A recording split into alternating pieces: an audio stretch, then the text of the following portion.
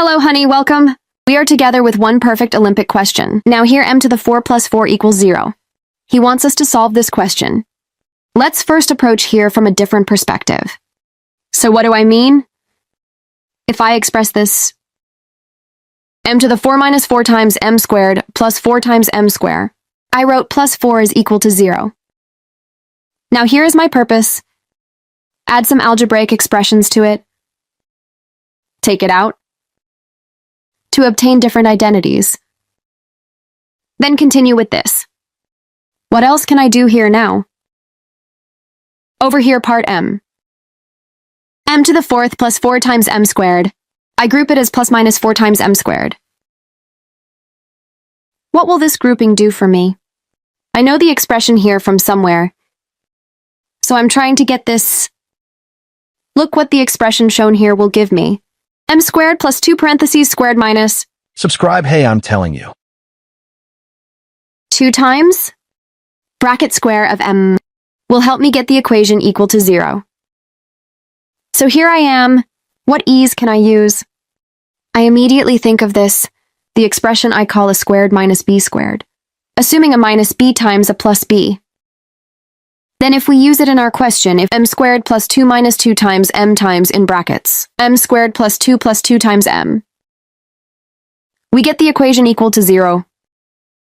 Now I think, what can I do next? For this equation to be 0, algebraic expression should be 0, or the algebraic expression here should be 0. If we go to the part about it, right, then m squared minus 2m plus 2 is equal to 0.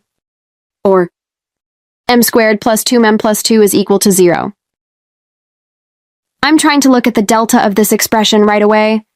If I were to look at the delta, what was the thing we called delta? b squared minus 4a was c. What will happen to delta? 4 minus 4 times 1 times 2. What we call delta? 4 minus 8 minus 4, so it will be less than 0. If I get to the roots of this right away, what is the expression we call m 1.2? Minus b plus minus. The square root of delta, if we use delta divided by 2 times a, we are here. Let's look at the first part of our equation here. 2 plus minus in the root will be minus 4 divided by 2. Please like and comment. Inside the root, so we know that the expression we call minus 1 is equal to the letter I. Then what will happen if we simplify this too? We have reached the result of 1 plus minus igar. Now let's look at one other. Let's focus right here. If we act with the same logic here again, I'm looking to calculate your delta right away. 4 minus 4 times 2 minus 4, so it's less than 0. M3. We'll look at 4 this time from here, minus 2. Plus minus root. Minus 4 divided by 2 is 2 times 1 equal 2. Of course, the expression we call a is here. We know it's 1. If I continue to do so, if I simplify, minus 1 plus minus, I will reach a good result. Yes, we tried to solve one perfect question in this video.